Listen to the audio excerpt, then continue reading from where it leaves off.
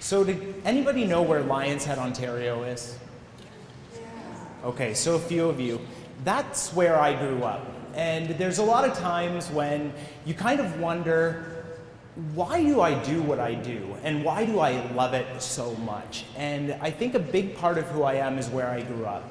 And I call it a pedestrian world. And we'd have tourists come up and they'd say, oh, you live here? You were born and raised here? You're so fortunate. I hope you don't take it for granted. And I don't think I did. Nothing made me happier than just being able to walk to the grocery store, to be able to get on the Bruce Trail, just a few blocks from my house. And now my parents moved right downtown Lions Head, so I'm even closer.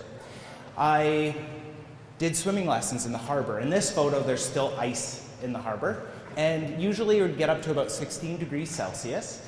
And so I'd take my swimming lessons there every summer, and I eventually became a lifeguard there as well. And my school was also within 400 meters of my house. And I loved it. And then I moved here for school.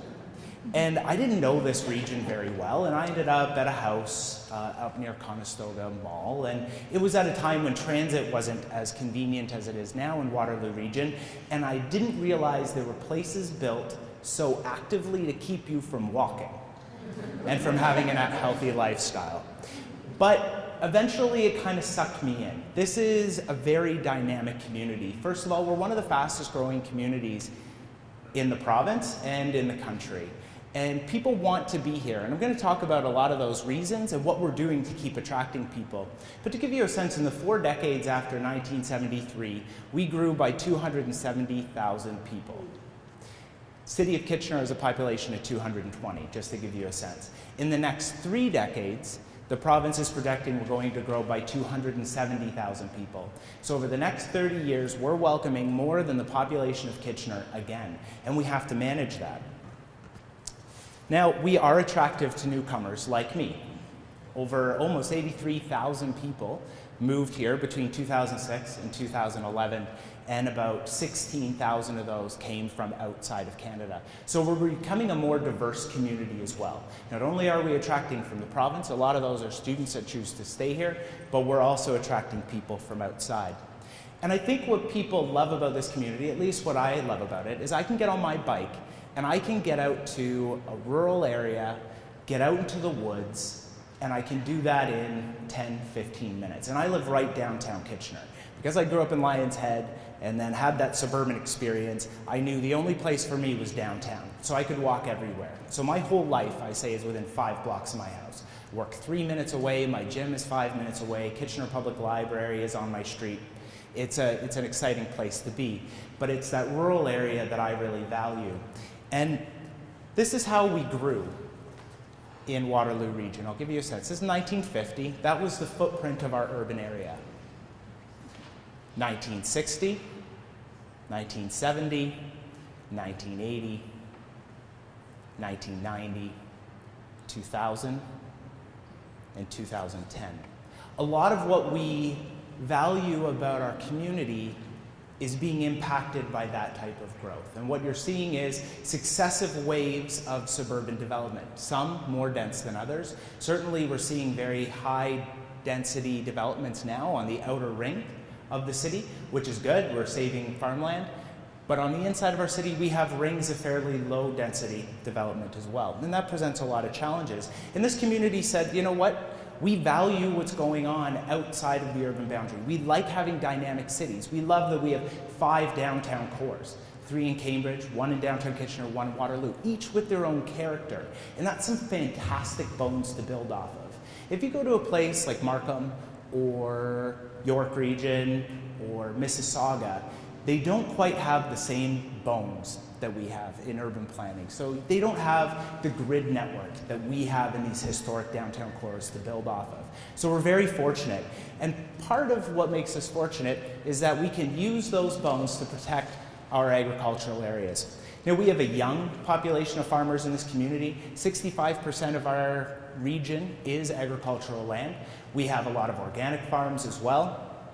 And this is what we wanted to protect. And this is what was coming from council and from you as voters in the community saying, look, we need to create a balance between our growth and protecting our areas outside of the community. So how did we do that? Well, back in the early 2000s, we started talking about growth management and what it looks like. And there's this theory about smart growth and how we can grow in smarter ways. Growing up instead of out is usually how it's framed. And that was a big community discussion. It was 3 years of public consultations with people in Kitchener, Waterloo, and Cambridge, as well as in the rural areas.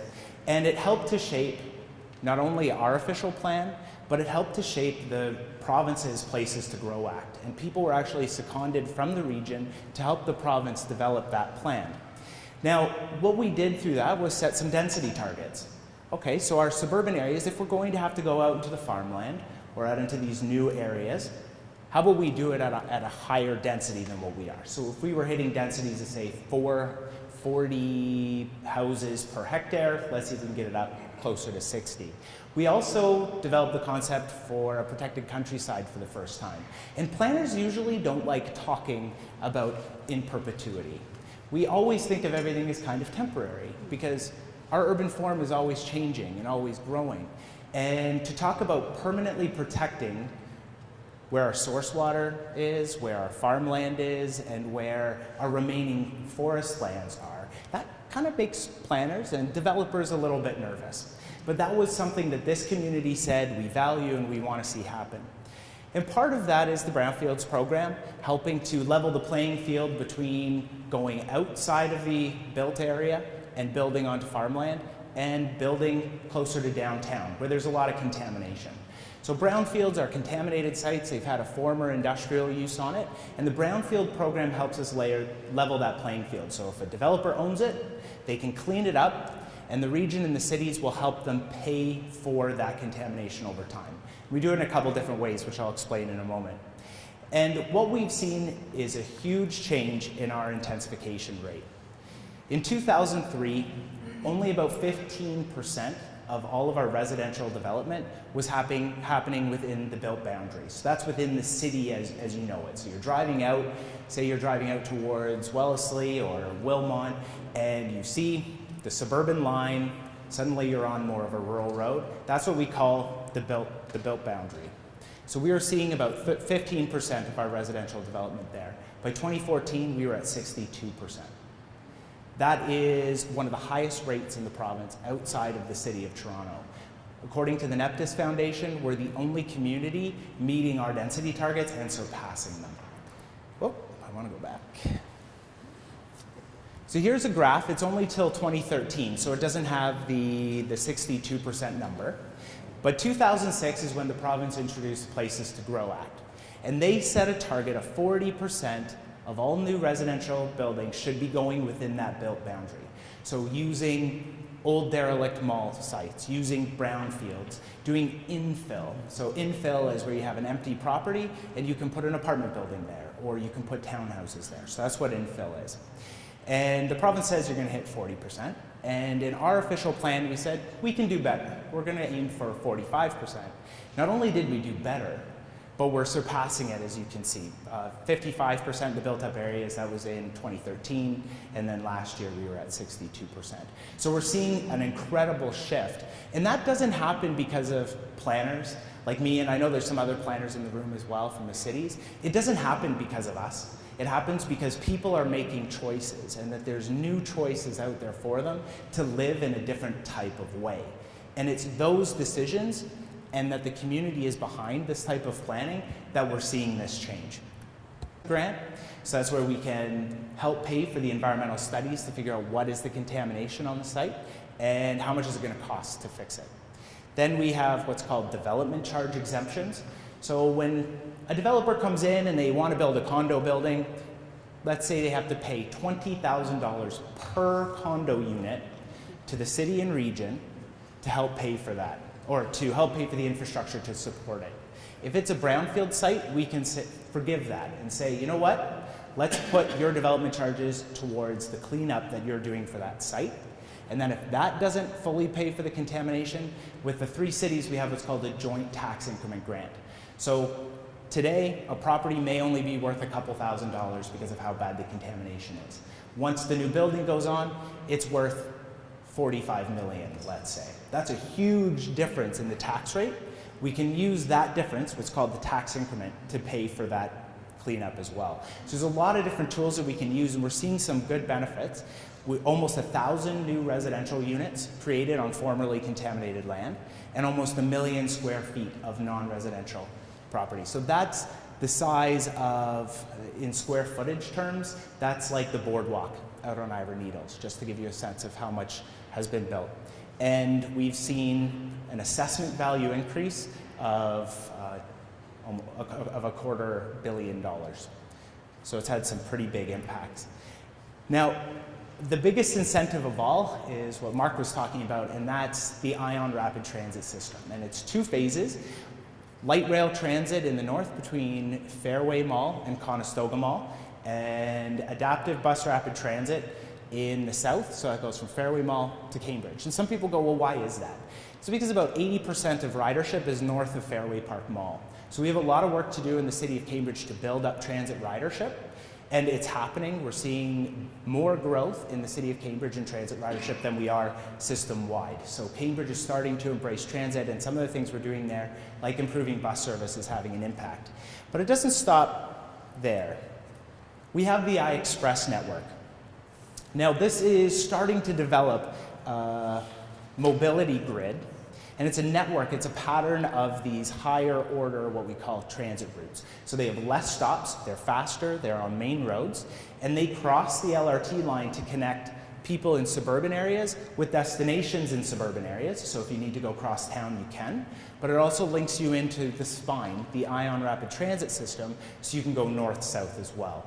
So instead of having a radial pattern, so coming everybody into downtown Kitchener and then being pulsed out, you can go cross town, and it shortens your trip length. And it's also linking in our suburban areas and making them part of that network. Goes a little bit further and expanding the active transportation network. So we looked at the region's routes as well as the city's trails and city bikeways on how we can further expand the impact of transit and giving people choice for sustainable mobility in this community. At one point, there was really no alternative to the automobile in this community. That if you didn't have the ability or the means to have a car, you were limited in your job opportunities, you were limited in the services that you can access. That needed to change, and it is changing, and it's because of this mobility network. And it's really a partnership between the city and the region, between engineers and planners with community groups. We're going to talk about one of our green networks that I'm really proud of, called the Waterloo Spur Line, in a moment. But it's because of that type of partnership we're starting to see an integration. We're seeing people making different choices on how to get around. So we can take that mobility grid, and from a planning perspective, we want to get down to land use. And how do we create communities that get people excited to be here and get the private sector and the public sector investing together to make a change? So we've identified places of opportunity where we can cluster community amenities where they are most accessible to the greatest number of people. Integrating sustainable transportation helps increase ridership on ION as well, so that helps leverage our investment. Transit makes it easy to access greater parts of our community.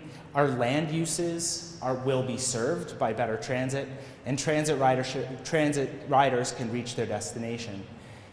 But it doesn't go just there. It goes down to the local level, which I think is the most important. And there's several different ways that we've divided up the city. There's stable neighborhoods that we don't expect a lot of change. But near rapid transit stations and ION areas, we're looking at transfer zones where people can transfer into being a pedestrian and walking through the community, and a focus area where we expect the greatest amount of change to happen. And then there's neighboring areas. So some of these are historic neighborhoods. We don't expect them to change a lot. But we do know that if we make investments in trails and connectivity, that if there is some infill in those neighborhoods, and if there's a change ready to happen in those neighborhoods, we can get more people walking. And it's the density that ION attracts, it's the density that we can get with new apartment buildings, condos, and townhouses that make communities inherently more walkable. Pat's done some work on that, looking at the downtown cores. If you have high densities of people, the streets are more lively, people want to be out and about, and you see higher rates of walking and cycling. But that density is key, and attracting that type of development is what ION is all about. So I talked about, I'm not sure if you can see this, but it's how we've worked through the process. First, we know that we're growing, so that's the upper left-hand side. Then we go, well, how are we going to grow? Well, we want to grow up instead of out. Then, well, what kind of infrastructure do we need? How do we plan? Well, Ion Rapid Transit, the Active Transportation Network, and the iExpress network. All right, so we can make those infrastructure investments. How does that translate into change in the community, and how can we make sure that that's positive? Well, we see that there's 8 opportunities specifically for that. So I'll just read those out for you, just in case you can't see it. One is fostering investment. So that's getting the private sector working towards these goals as well, and in a large part they are. The second one is enhancing mobility. Third is creating high-quality urban places. Fourth is strengthening the employment opportunities. 5, enhancing the learning experience. 6, encouraging a healthy, inclusive community. 7 is greening the corridor. I'll pause there for a second. And then 8 is creating a great place to visit. So when you go to places like downtown Kitchener, about 60% of downtown is dedicated to surface parking lots and roads. It's not necessarily a very green place. The city has made some great strides, especially along King Street, but as those parking lots develop, which we hope both at the city and at the regional level that they do, those are opportunities to green the corridor, but there's a lot of other ones as well that as urban planners we may not be able to see or make happen, and that's where the community becomes very important. Another one is encouraging a healthy and inclusive community. We can use development along the rapid transit corridor as an impetus for new community initiatives that encourage a more healthy and active lifestyle. Higher densities, mixed-use developments, as I mentioned before, inherently get people to walk and cycle more than they would if they were in another type of urban environment. Also, we know that the streets become more active and inviting. It's an opportunity to develop complete communities, similar to my experience in Lion's Head, where I could go to the pharmacy, the grocery store, the bank, the church, everything all within 400 or 500 meters. Those are dynamic communities and places where people want to be, and they're more active places. But there's also some specific items within these opportunities for this group here. One of them is, throughout this process, we identified the need for an inclusive community transit charter, so that no matter where you are, you can access transit and it's welcoming for you. And then the third one is collaborating with the public healthy community initiatives to identify a station for a pilot project, a healthy community pilot project, where we can come together. We don't know what it is, there's no funding for it yet, but that's an opportunity right there in a plan that's been endorsed by regional council to come and say, look, we have a station area, it's a priority for us, we want to do a pilot project. So that's an area where you can actively get involved in saying, this is what we want to see in this community. So besides those 8 opportunities, we have 69 initiatives throughout the corridor in all 3 cities to help build around rapid transit. I'm going to take you through a couple of them. First, in the city of Cambridge, the redesign of the Ainslie Street Terminal. So this is on the left-hand side what the Ainslie Street Transit Terminal looks like today. In Cambridge was, you want me to ride transit and that's how you're going to treat me? Fix it up. So we pulled together a team of people from the city of Cambridge and we came up with a new design. And it's in 2 phases, and the bottom part is the streetscape along Ainslie, so taking out some of that parking in front and putting in boxes for trees and having landscaping. Also improving the pedestrian connections, shortening up the we have some pretty wide entrances there for transit, shortening those by 5 meters, so giving pedestrians a lot more room and wider sidewalks. That's being built this summer. So that tender's gone out, we will see these improvements. The second part is putting landscaping on the terminal site itself. Let's have some natural shade there for people. That will depend on where the second phase of light rail transit ends. So if it's at this terminal, it's a really great spot to invest. If not, then we may not do this second phase, but we're getting that first phase, making it more pedestrian friendly in the first part.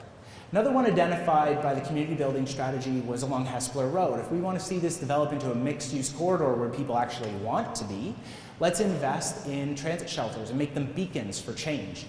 Invest in sidewalks Bike paths. There's nothing for this yet, but this is the vision of how we can help influence the design of that area. We have a couple in Kitchener and Waterloo as well, and first one is connecting destinations. So this red line here is what's called the Waterloo Spur line. It's an active rail line, and trains are going to Elmira on this line in the middle of the night from 12 a.m. to about 6 a.m. The rest of the time it's just this blank corridor, and people use it to walk their dogs. But it's just, you see desire lines, or what we call goat paths, kind of beside the railway track. And we said, you know what? This is the most direct route between uptown Waterloo and downtown Kitchener. There are established neighborhoods in this area, and it goes right to a GO station. So we went, back in 2009, I had a director, and he said, you know what, John, here's this impossible project. Go, can you do a presentation to the senior management team and say what this could possibly be? Okay. I was really young, and I was a region baby at the time, and I thought, all right, I can come up with some ideas. So, you know, let's have a 3 to 4 meter multi-use trail on here. We can sell it by connecting neighborhoods to Ion Rapid Transit.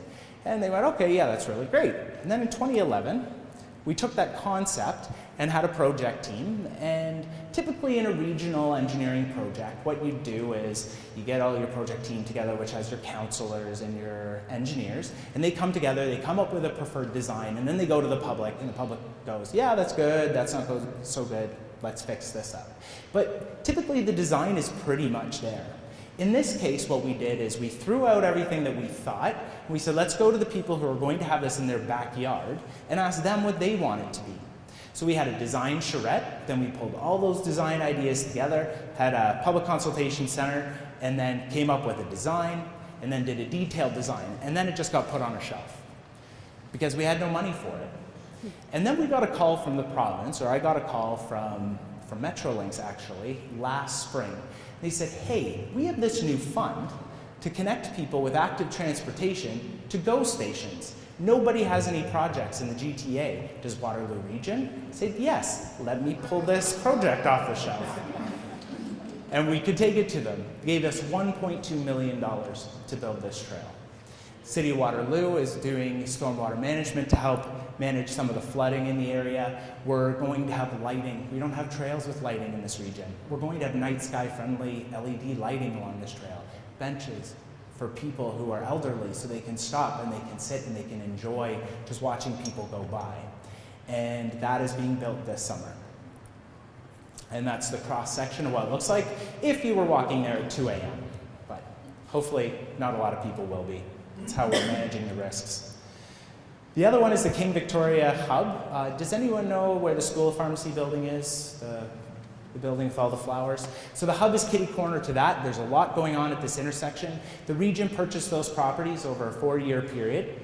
We demolished a lot of the buildings, have GO parking there, parking for the tannery, car share parking's there, and then right now, GrandLink, who's the consortium building Ion Rapid Transit, they've taken over the whole corner section, so up by the School of Pharmacy, to build the King Street grade separation. And with that project, we said, look, the city's got some incredible lands called the Brand Yards, and then there's this other mall that's not really doing that great called 607 King. And the city of Kitchener is saying, look, we can get 15,000 workers and people living just in that area. So walkability is huge to connect those people into rapid transit. So looking at the transit hub, we wanted to put pedestrians first. Looking at public spaces to keep it open so they get a good view of the buildings that are going in down there, keeping it open and sunny as well.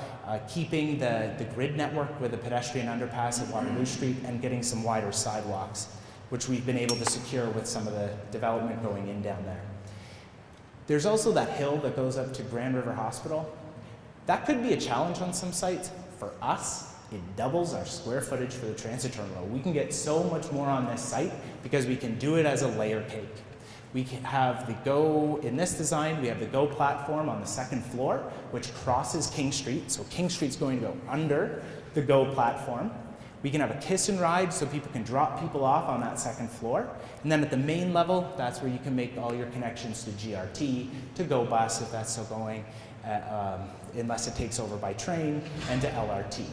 So we really wanted to put pedestrians first. In this case, we also had to look at vehicle access for cyclists, for buses, taxis, and trucks as well. So we needed to figure out how that all works. Here's some concepts of what the zoning bylaw allows us to do. So if you were standing at what's called 1 Victoria, that's a new condo going up across from Kaufman Lofts. You're standing at that corner. If you could see through Kaufman Lofts, that's one of the options. Has a lot of density on the corner.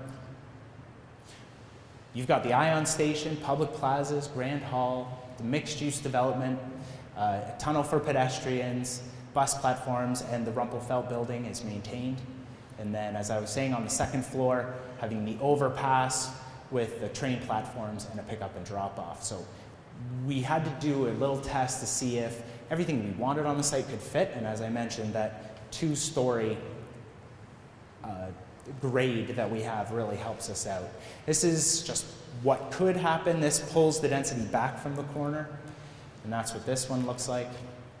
And we're seeing huge investments around rapid transit already. So we can have all the plans in the world, but right now, the plan that implements Ion Rapid Transit hasn't been able to get through the Ontario Municipal Board.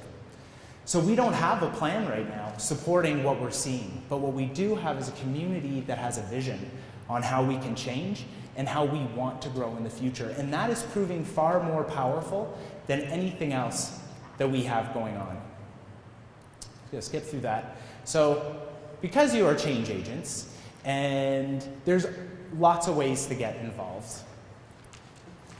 Cambridge, Pat mentioned the transit supportive strategy. They're doing a lot of work around their growth and intensification and implementing mixed use in order to not only accommodate all the commercial development and retail that's coming, but to change Hespeler Road into something different than what it is today. Kitchener is well underway in their parts strategy, and you can get involved there, go onto their mailing list, and they have several years of planning ahead, so you can get involved at several different stages in their station area planning. This is really where a lot of the community building strategy, where the rubber meets the road. The cities are doing a lot of the heavy lifting on the implementation side. And Waterloo, they're currently right in the middle of their station area planning. They're doing all of their LRT planning at once, outside of the uptown core. So you can join their online forum right now. And they're having a public meeting coming up as well. I'm not sure when the next one is, but it will be in the near future from what I understand. And join the mailing list to find out about that. So that's an overview of the community building strategy, Ion, brownfields, and how this community is growing. I hope it gives you a sense of where you can have a big impact and maybe a sense of where we need to go in the future. What's missing? Is it green space? Is it places for community gardens? There's so many opportunities that this development and this community change offers groups like this. So thank you for your time.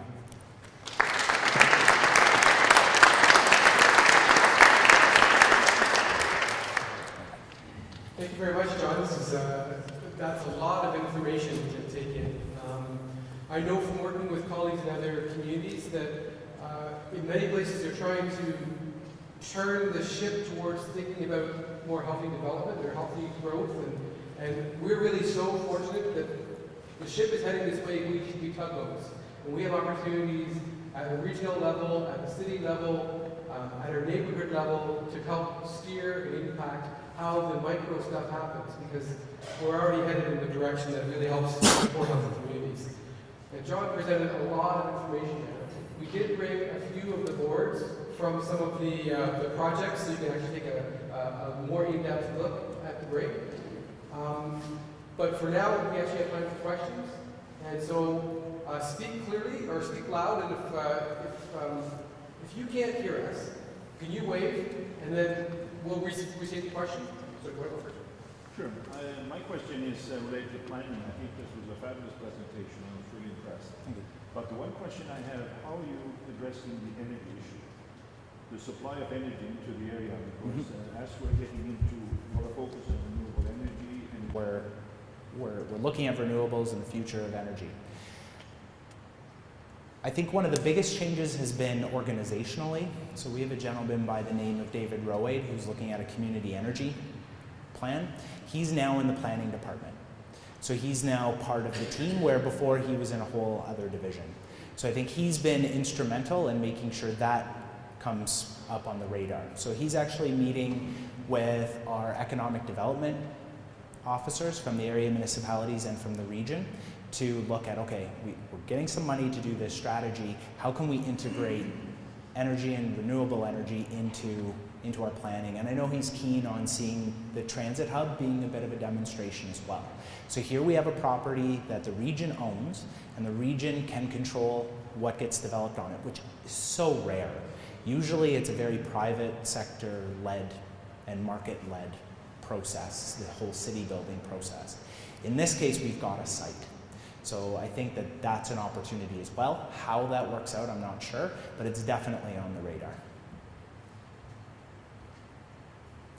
Just wanted to say I really appreciate your energy. It was really infectious. So your vision, and I appreciate your respect for community input.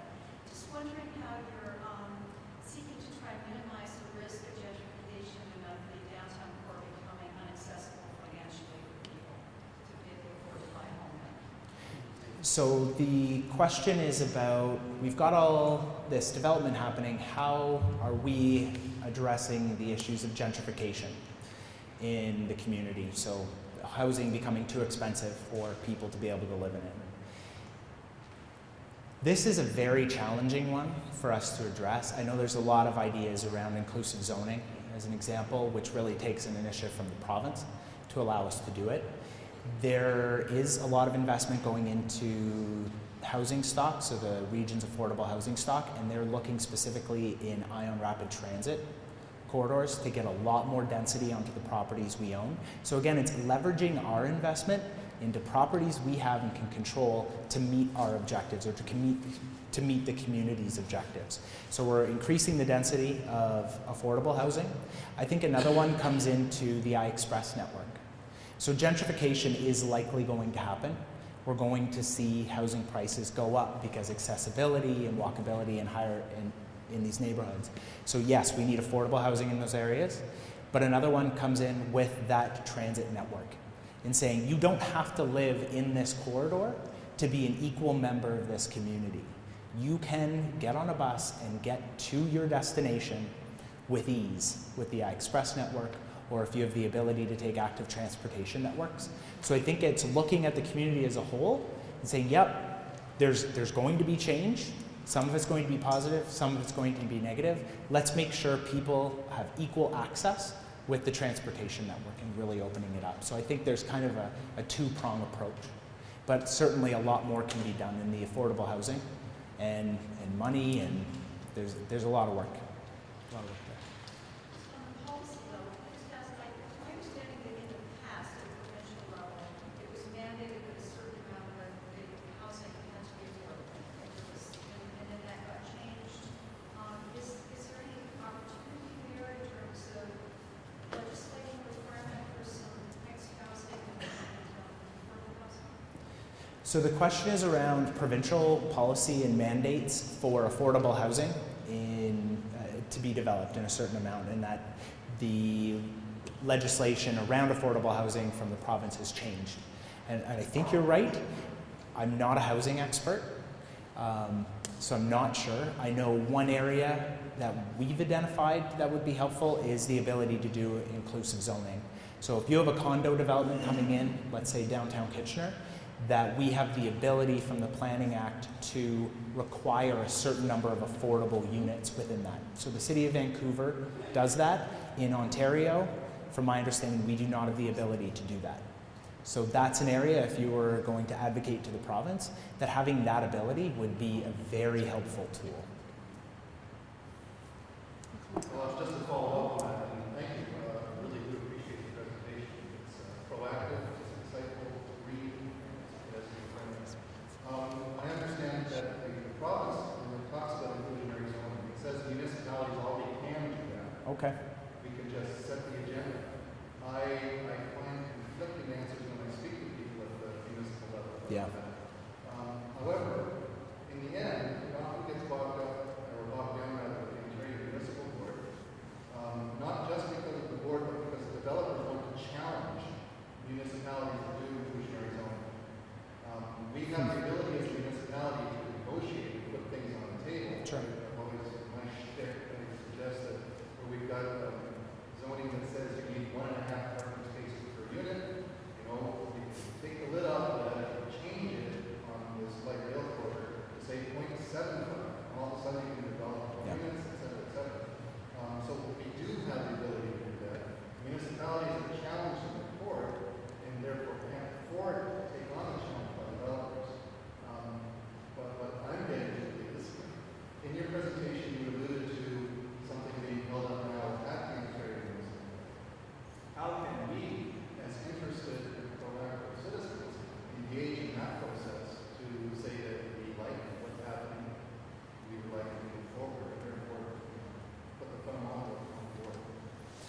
it's difficult to, the question was about the regional official plan, which was endorsed by Regional Council, I believe in 2009, has been held up at the Ontario Municipal Board.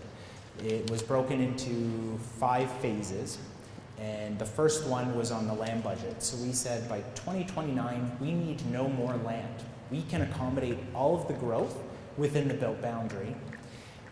The board, in their, I want to say wisdom, but I can't. The board decided that, no, we're going to side with the developers who say you need significantly more, about 15 or potentially as much as 1,500 hectares, which is about 12 farms. And we've been locked in a legal battle ever since. So the second phase, which is looking at the protected countryside and protecting wellhead recharge areas, has been stalled, and there's a lot of proceedings going on. So the question was, how can we get involved in putting pressure on the board? The board is like a court for land use disputes between, sometimes it's municipalities, but most often it's developers and municipalities, or developers and community groups. So because it's like a court, there's really no way for the community to get involved at that level. I think what has been key to this point is letters to MPPs about the Ontario Municipal Board challenging community plans. We went through a 10-year planning process in this community where we heard loud and clear the type of growth and the direction of growth that this community wanted to see. Then you get to the board, and that 10-year process can be thrown out. And this community, at that point when that decision came out, I think it was 2013, January, I had just started into policy, and this community rallied around going to the province and saying, this is unacceptable. And when the province, they're doing a review of all of the provincial policies right now. And I was at that meeting, and the first one held in the province for the Green Belt, for the growth plan, and for the Niagara Escarpment Commission was held in this community. The room was packed. I think there were 250 people there. And all of the questions to the province were, what are you going to do about the board? Why is the board able to overturn a community's vision? So the province is hearing us. I think they know it's a big concern, but we can't let it drop. This is so important to our growth. So I get a little activist there, but the board does often side with municipalities as well. It's not a one side wins all the time, but certainly in this, the region has a lot at stake and the community has a lot at stake. So I think that is, it sounds, to me it sounds so cliche to say, write your MP, but when enough people do it, it actually, the province knows it's of interest. So.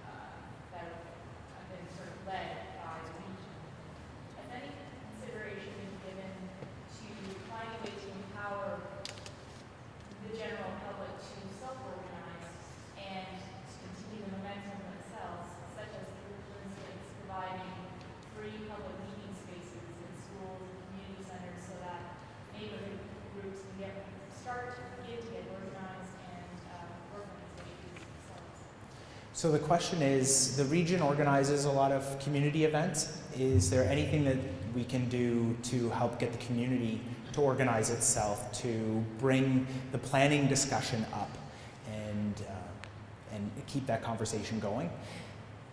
I'm not sure we as bureaucrats are very good at that. So we often, in our mentality, we see what we can do on a day-to-day basis. And so much of it is lengthy and doesn't hold people's attention. So we have trouble seeing, I think, where the community can get involved. But when the community does, are we ever thankful?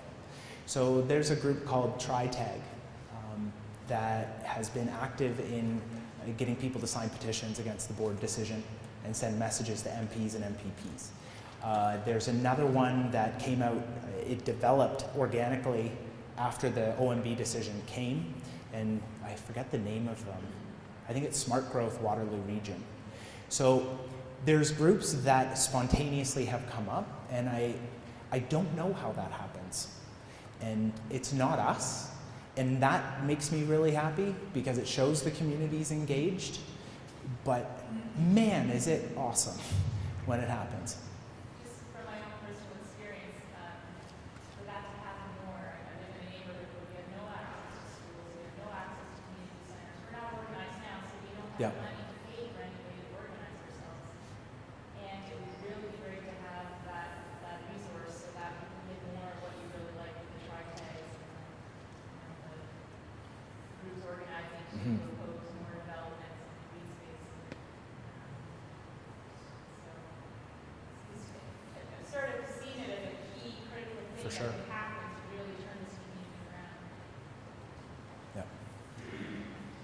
John, you mentioned these 69 ideas for redeveloping areas close to the Central Transit Corridor. Can you talk a little bit more about how people can get involved in actually bringing some of these ideas to fruition? Because as I understand this community building strategy is kind of an idea. It's a vision document. It's not something with money and dollars and plans already made. That's right. Made into reality. So how could the people involved in healthy eating, physical activity, mental health work get together and work on redeveloping this or that area?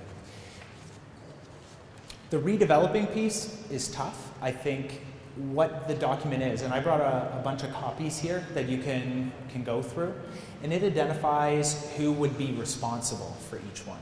So this document is a result of a partnership between the cities in the region and the community. So all of the community ideas that came out were vetted through several different public meetings, and they ended up in that document. So that's a community document right there. And it identifies who's responsible for each one. So if there's one that you go, that is really important to me and my group, you can see right in that document who you need to talk to. In a lot of cases, the area municipalities, so the cities of Kitchener, Waterloo, and Cambridge, are already doing a lot of the work. So through their station area planning, they're integrating a lot of the ideas that are in that document, but there's so much in there that needs groups behind it. I think there's two specifically for this group, one being the transit charter, and then the other one being a demonstration project. So those are two that this group, I think, was identified specifically to help move forward. So when you say a pilot project, that's pretty open. So we have to find money, but keep the conversation going, and sometimes the money just kind of comes, and you can put your hands out and say, we're ready. We've got a project. So. I think offering support to the community is what stewardship, activity network, institutional network, and health network needs to really go and get our awareness out there in order to allow the communities in rural areas and communities. We've had their fights with their one on sidewalks, boulevards, taking a public space, coming down to security, and all that stuff. Communities had to fight about it. We had to talk to local business, and then how to talk to there, we had to be involved, we had numerous meetings with city council and all stuff. So I think raising awareness that option is available to workers, that they don't actually have to settle for what some universe believe is important to all of them, that there are other options, and if and then the stewardship of the international living network, the mental health act, is raise awareness of what they're doing. Those communities then when there's outreach, there's someone that they can act with, and then there's somewhere, some link that someone who will willing to sit and stand up and help them.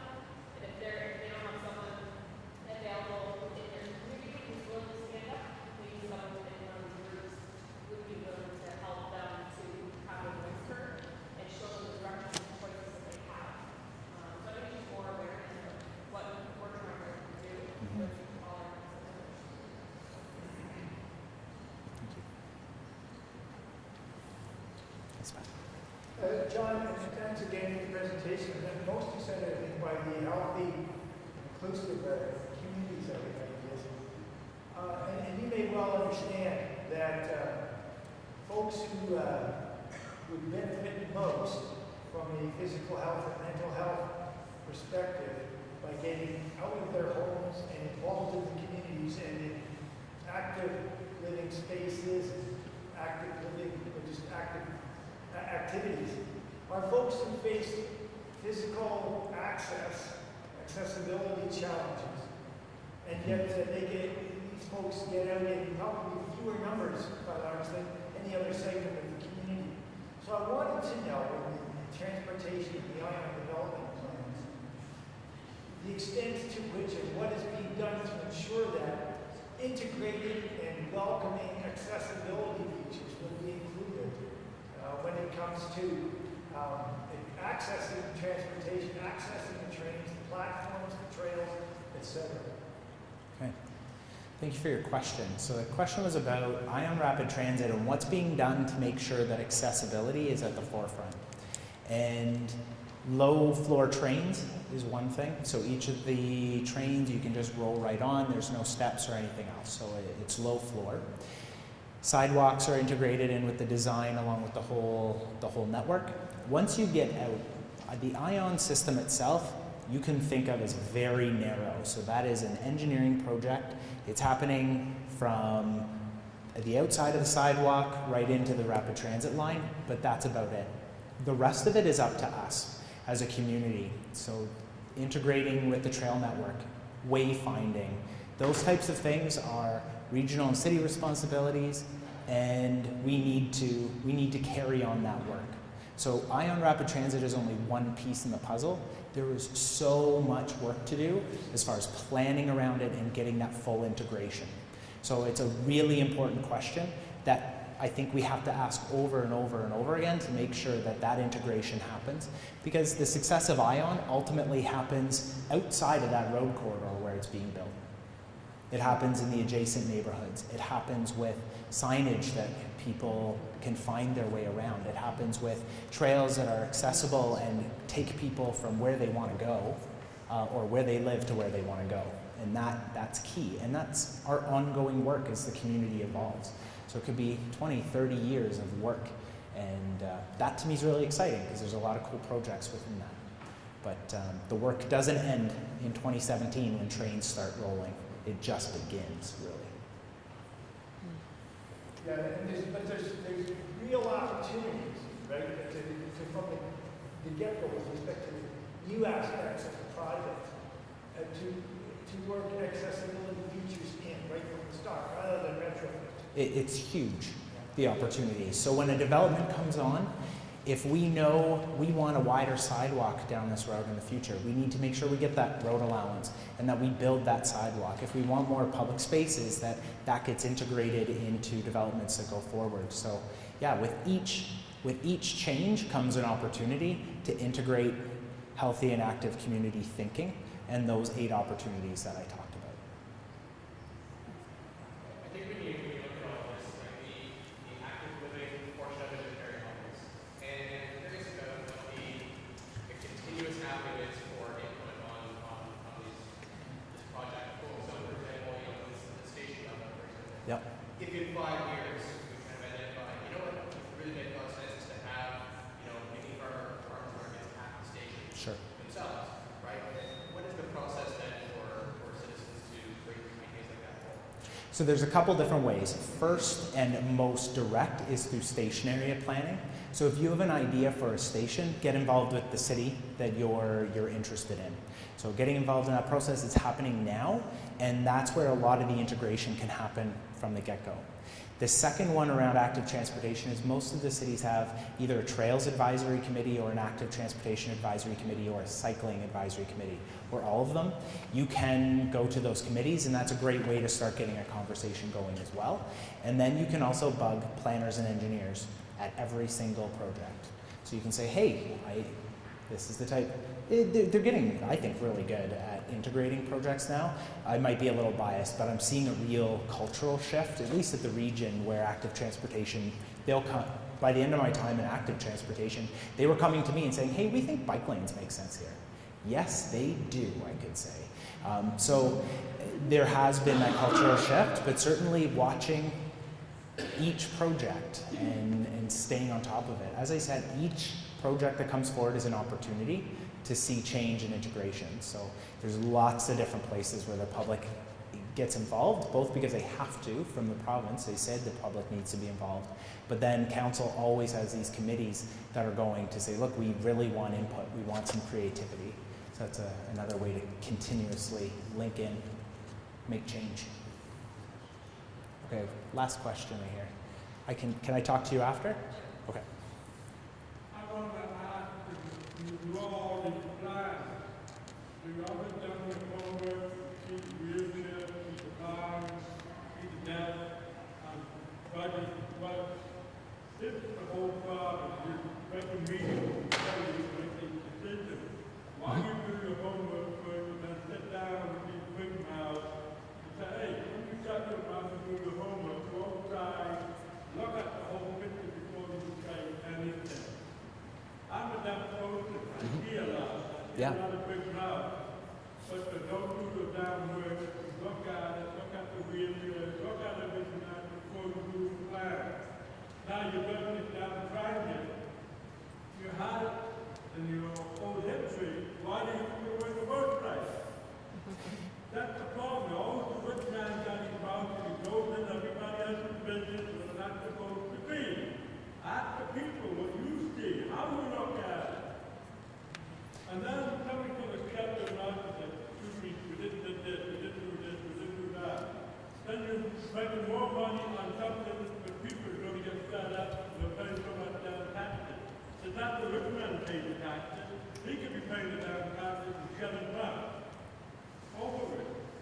So Clayton's question is about how or when we're making these plans, do we engage people with accessibility challenges?